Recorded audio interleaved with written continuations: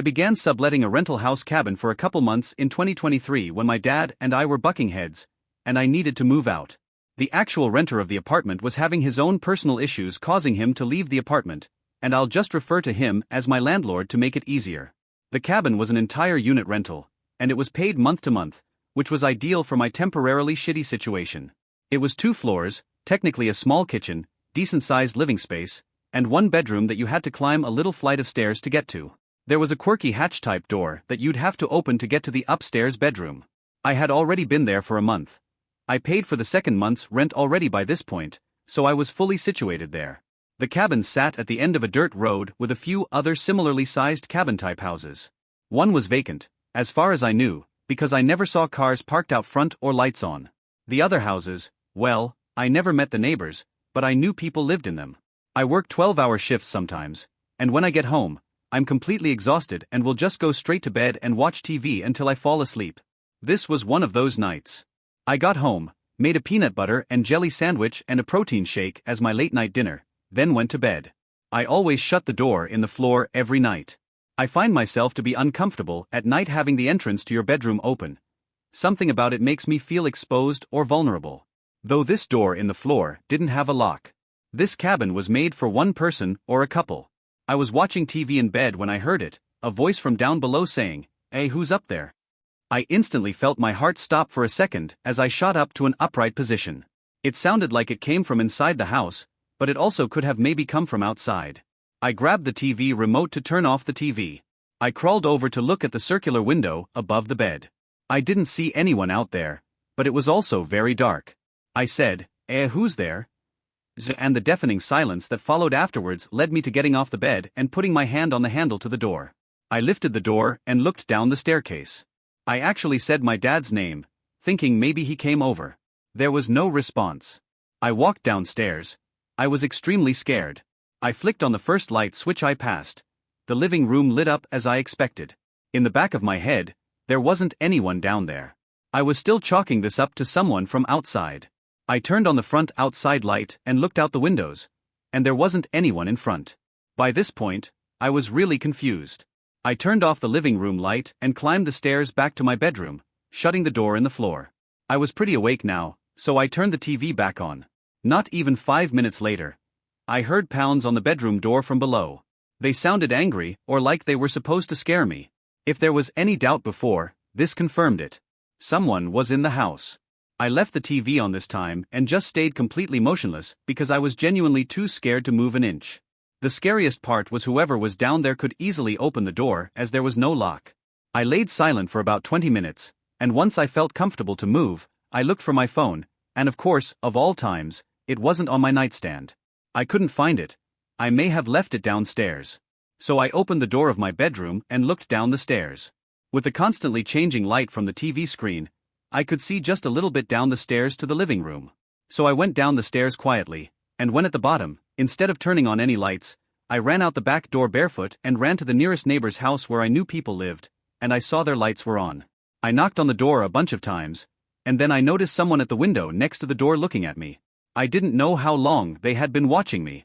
I yelled through the glass, explaining what happened, that I'm his neighbor, and that I need a phone to call the police. He definitely heard me, but he just stared at me. It was unsettling, and I started to back away from the door as I realized he wasn't even responding to me, just creepily watching me. I looked around the road and saw no other houses in the distance with their lights on. Momentarily, I had a thought. What if that guy had something to do with it? I went back to my rental through the back door, which was closed just like I left it. I went inside and locked it and turned on every light in the tiny house. I looked not only for an intruder but my phone downstairs, and I finally found my phone in my car when I thought to look there. I was so tired earlier that I left it in the center console. I went back inside. The TV was still on up in the bedroom. I climbed the stairs, and when I got to the top, I saw someone sitting on my bed staring at the TV. It was a man. I screamed, and he turned his head slowly to look at me, and before I could see anything else, I ran back down the stairs and outside and now with my phone called 911. I sat in my locked car watching the house on the line with 911, and I saw someone walking past the backyard of the house, disappearing into the woods. I told the operator this when a police car arrived. The one officer checked the house and upstairs room after I told him that I saw someone, most likely the intruder, walk away into the woods. He asked if I had any other places to stay that night, and so I swallowed my pride and went back to my dad's house for the night after packing some of my important stuff. I returned to the house the next day and stayed another night, then collected the rest of my stuff. Luckily, the landlord agreed to giving me some of my money back. He asked me what the man looked like, and after that, he didn't ask any more questions, which to me is pretty sus. Something was unusual in that situation from that creepy neighbor ignoring me to the landlord's random urgent need to move out to someone falling or breaking into the house. Maybe it's all connected, or maybe I'm overthinking.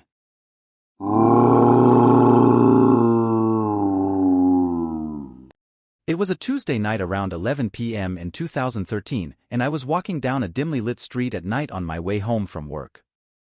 My car had been in the shop, so I'd been forced to walk 3 miles home every day. The walk was barely an hour, so I was home before midnight. I live in a small town in southern Indiana, so after 10, there's rarely any cars on the road. The only vehicles you ever see are truckers heading to Indianapolis. I was about a mile into the walk when I turned onto a dirt road. My house was off the beaten path, so I had to take all these dirt roads surrounded by forest to get there. As I was turning, I heard the sound of a motor in the distance, and it was getting closer very slowly. I saw about a quarter mile down the stretch of road I just turned off of, a van moving very slowly without its lights. At first, this didn't strike me as out of place due to the fact that in the town I live in, there is a pretty cheap car dealership that sells used cars and vans with broken parts like broken headlights, so I just assumed this guy was one of their clients. I kept walking down the side road with the van still going slowly down the main road. About 5 seconds later, I jumped when I heard the sound of the van roar and it sped up really fast, except now it had its lights on. I was startled but not worried. This was until the van got closer to the turn for the side road. About 500 feet away from the turn, the van turned off its lights again and slowed down. Now I was officially creeped out. I didn't want to seem startled, so I just walked faster down the road. I kept turning back constantly to see if I was being followed. Then my suspicions became reality as I saw the van turn onto the dirt road. I was only about 500 feet from the van, so I started to walk a lot faster. I didn't want to look back, but I did just to be safe, and what I saw frightened every bone in my body. I saw the van there, stopped, with both the passenger and driver's doors open. At this point, I ran for my life down the dirt road. I heard what I'm positive was a gunshot not far away, and I really thought this was how I was going to die. I made a quick turn into one of the surrounding forests and hid behind a big rock. I heard what sounded like a middle-aged man not far away say, "I think she went into the woods," and then to my horror, what sounded like 3 young girls, with one of them responding, "Okay, sir, I'll see if we can find her." Now I wasn't fearing for my life, I was worrying I was going to be forced into whatever sick group this was. I was covering my mouth trying not to make any sound when I heard the man say, "Whoever finds her doesn't have to drink the blood tonight." A million thoughts ran through my head. Is this some sort of satanic cult? Are these girls kidnapped? Will I become one of them? I spent what felt like an eternity sitting behind the rock, being scared of any sound that I could hear. Then, to my relief, I heard cops nearby. I stayed there just to be safe. When I felt the courage to look from behind the rock, I saw red and blue lights right outside the forest. I ran out screaming for help, and the cops came to me and said, "Ma'am, do you know about this body?" I was confused and said, "What body?" Then I saw in front of the cop car the most gruesome thing I will ever see. It was what looked like a naked young woman, gutted, blood everywhere. There was no van in sight. I then explained everything to the cops, the car, the man, the girls who had to drink the blood. The cops said they'd look into it and were nice enough to drive me home that night. When I couldn't sleep, I looked out my window to see the van, the same one from before, driving slowly without its lights on down my street. This time I was smart and wrote down the license plate. I called the cops immediately and told them what I saw and gave the license plate number.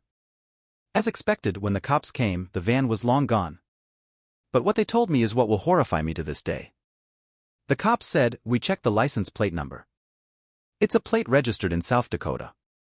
But the thing is, we checked with other precincts around the country, and they've gotten reports tonight that there was also a suspicious van with that license plate, one in Vermont, one in Nevada, one in Alaska, and one in Texas. They said, we'll call you if we get any more information." The cops left, and I never got a call. I don't really believe in the paranormal, so my best guess is that it was some sort of cult that used fake license plates to do their sick things all across the country. But I guess I'll never know.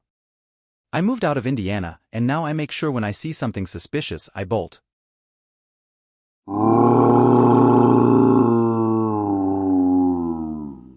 My wife and I live in a normal suburb. We have normal jobs, normal lives, next to normal neighbors. We live, I guess you'd say, the standard American lifestyle that most of us are taught by our parents to achieve. Me sitting down to write this story is already saying something, because I'm not a writer. The last time I typed something out this long was the last paper I wrote in college. But something happened not that long ago that no one can explain, and it still scares us to this day. My wife, Gianna, and I had a normal day, and after work, we decided to go out to eat for a change. We got back around 9 o'clock. We don't stay up very late on work nights, so by 9:30, we were brushing our teeth, getting ready for bed. By 10 o'clock, we were in bed, and we usually shut the lights off at 11 o'clock. We either read our books or watch our show. Tonight, we were watching our show, then the phone rang. Gi told me not to answer it. Anyone calling at this hour can't be good news. I agreed with her, but for that reason, I said I should pick it up in case it's an emergency. So, I reached over for the phone next to the bed to pick it up, but it stopped ringing before I could actually lift the receiver. That old landline was trash. The second the call stopped, the caller ID would disappear, and there wasn't a way to check the call history. Oh well, wrong number. But a few minutes later, the phone rang again. So, I grabbed the phone and looked at the screen. It said unknown number. Gianna and I both thought that was unusual, especially past 10 o'clock. I feel that there's a generally accepted cutoff time for phone calls, and that's after 9 p.m. I didn't pick up the phone, but right after it stopped ringing, the phone rang again. Suddenly, it felt like it was an emergency, like God forbid something happened to a relative. So, I picked up in a hurry. On the other end, it was the voice of my neighbor, Al. He asked me if I knew that man standing out in front of my house. I said, "Hey, what are you talking about?" He told me to go outside and hung up. I found it insanely bizarre the way he'd just hang up abruptly like that. Gianna's face when I told her what I'll just said was a look of fear. She said, "Hey, don't go out there." I said, "Yeah, I'm just going to look out the window." I went downstairs and moved the curtain a bit to look out to the front lawn. There was definitely no one standing outside. I opened the front door and then the storm door and stepped out to the front stoop. I looked around and looked into the bushes right in front of the house. Nobody. So, I got a little annoyed at the idea that Al would prank call us this late on a work night and also just felt a little out of character for him to do that. I went back to bed and told Gianna that no one was out there and Al was probably messing with us. She was just as confused by that as I was. It just felt bizarre. She told me to call him, and so I did, but it rang and went straight to voicemail. So, I left a voicemail saying, "Hey Al, what was that call about? Give me a call back." Then the phone rang. It said unknown caller again. I picked up, and it was Al again, saying before I could even say anything, "Go outside, there's someone standing outside your house." He said it in a calm, slow voice, then he hung up. I got up and said out loud, "All right, what the hell is going on?" I told Gianna to wait here. I went downstairs and back to the window. I looked through the curtain, and this time I saw someone standing right at the end of our walkway where it met the sidewalk. He had a hood over his head, effectively covering his face to just blackness. I was honestly shaken. I opened my door and said outside, "Can I help you?" The man just stood in place. I threatened him with calling the police. Then the house phone rang again. I closed the front door and went to the kitchen phone and this time noticed the caller ID showed my neighbor Al's number. I picked up and Al said in a much more normal voice, "Hey, I just got your voicemail, what was that about? I didn't call you." I was so confused. I swore to him, he just called me twice telling me about a man outside my house. He sounded even more confused than me. Then, moments later, he said he doesn't see anyone outside my house. I went back out to look out the window, and that man who was standing outside my house was gone. I demanded Al tell me right now if this was a joke, and if I found out it wasn't, we'd have a problem. Al claimed he was telling the truth and he's not some immature prankster kind of guy. He's a very low-key, respectful person. I had to put him on speaker so Gi could vouch for me that I wasn't going crazy and that we did, in fact, get 2 calls from someone who sounded just like him. He did the same and put his wife on the phone as well to vouch for him. In the end, what could he really say though except for it sounds like someone was pranking us? Eventually, we got off the phone, but I was no less horrified than I was before. I had to go back downstairs one more time to hang up the downstairs phone, and so I looked outside one more time. The man was still no longer there. None of us could ever figure out this unexplainable.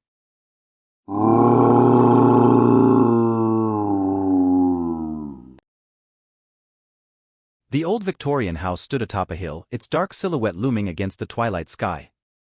It had been years since I last visited my grandmother's house. Memories flooded back as I stepped through the creaky gate and onto the overgrown path leading to the front door. The air was thick with a sense of foreboding, as if the house itself held secrets long forgotten. As I entered the dimly lit foyer, a chill ran down my spine. The familiar scent of lavender and dust filled the air, stirring memories of summers spent exploring every nook and cranny of the house. But tonight, there was something different, something unsettling about the atmosphere. I made my way through the darkened halls, my footsteps echoing against the hardwood floors. The house seemed to groan and shift around me, as if it were alive, watching my every move. I brushed it off as my imagination running wild, trying to shake off the feeling of unease that had settled in the pit of my stomach. As I reached the staircase leading up to the second floor, a sudden gust of wind rattled the windows, sending shivers down my spine. I paused, my heart pounding in my chest as a sense of dread washed over me. But I pushed forward, determined to confront whatever was haunting this place. Chapter 2: The Haunting. As I reached the top of the stairs, I was greeted by the eerie glow of moonlight streaming through the windows. Shadows danced along the walls, casting strange shapes across the hallway. I hesitated for a moment, my hand trembling as I reached for the doorknob of my grandmother's room. The door creaked open, revealing a scene straight out of a nightmare. The room was bathed in darkness, save for the flickering glow of a single candle on the bedside table. The air was thick with the smell of decay, and a chill ran down my spine as I stepped further into the room. Suddenly, a voice echoed through the darkness, sending a shiver down my spine. "Who dares to disturb the slumber of the dead?" it whispered, its tone filled with malice and rage. I froze in terror, my heart pounding in my chest as I searched frantically for the source of the voice. But there was no one there, only the darkness staring back at me with cold, empty eyes. I stumbled backwards, my mind reeling with fear and confusion. Had I imagined the voice? Or was there something truly sinister lurking in the shadows of this house? As the night wore on, the house seemed to come alive with malevolent energy. Strange noises echoed through the halls, and shadows danced along the walls like twisted specters. I tried to convince myself that it was just my imagination running wild, but deep down, I knew there was something more at play here. I spent hours searching the house, hoping to find some clue as to what was causing the haunting. But the more I searched, the more I felt like I was being watched, like unseen eyes were following my every move. Finally, exhausted and on the brink of despair, I retreated to the safety of my grandmother's room. I barricaded the door with furniture, hoping to keep whatever was haunting this place at bay. But as I lay in bed, the darkness seemed to press in around me, suffocating me with its oppressive weight. Just as I was about to drift off into an uneasy sleep, I heard it again, the voice from earlier, whispering in the darkness. "You cannot escape," it hissed, sending a chill down my spine. "We have been waiting for you." I sat up in bed, my heart pounding in my chest as I scanned the room for any sign of the intruder. But there was nothing there, only the darkness staring back at me with cold, empty eyes. As the night dragged on, I felt myself slipping further and further into madness. Shadows danced along the walls, twisting and contorting into grotesque shapes that seemed to mock me from the darkness. I tried to convince myself that it was all just a trick of the mind, that there was nothing to fear but my own imagination. But deep down, I knew the truth, there was something truly sinister lurking in the shadows of this house, something ancient and malevolent that hungered for my soul. Driven by desperation, I began to search the house once more, determined to uncover the truth behind the haunting. I combed through every room, every closet, every corner, until finally, I stumbled upon a hidden staircase leading down into the depths of the house. With a sense of dread gnawing at my insides, I descended into the darkness, the cold stone steps creaking beneath my feet. As I reached the bottom, I found myself in a vast, cavernous chamber, its walls lined with ancient runes and symbols of unspeakable power. And there, at the center of the chamber, stood a figure cloaked in shadow, its eyes glowing with malevolent intent.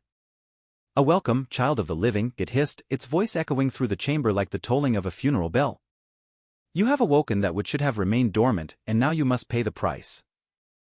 I backed away in terror, my mind reeling with fear and disbelief. What had I unleashed upon this world? And how could I ever hope to stop it?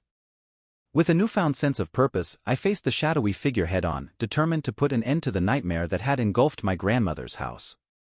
But as I drew closer, I realized the true extent of the darkness that lurked within its depths. The figure was not alone. It was surrounded by a horde of twisted, otherworldly creatures, their eyes gleaming with hunger and malice. I knew then that I was hopelessly outmatched, that there was no way I could defeat such a powerful adversary on my own. But just as all hope seemed lost, a voice echoed through the darkness, the voice of my grandmother, calling out to me from beyond the grave. With her guidance, I was able to tap into the ancient magic that flowed through my veins, channeling its power into a mighty blast of light that sent the shadowy creatures reeling back into the darkness. And then, in a blinding flash of light, the shadowy figure was vanquished, its malevolent presence banished from this world once and for all. As the dust settled and the darkness receded, I collapsed to the ground, exhausted but victorious. Epilogue. In the days that followed, I returned to my normal life, grateful to leave the horrors of my grandmother's house behind me. But the memory of that night would haunt me forever, a reminder of the darkness that lurked just beyond the edge of our reality. And though I knew that the shadowy figure was gone, I couldn't shake the feeling that it was only a matter of time before another threat emerged to take its place. But as long as I held on to the lessons I had learned that night, the power of courage, of love, and of hope, I knew that I would always be ready to face whatever darkness lay ahead.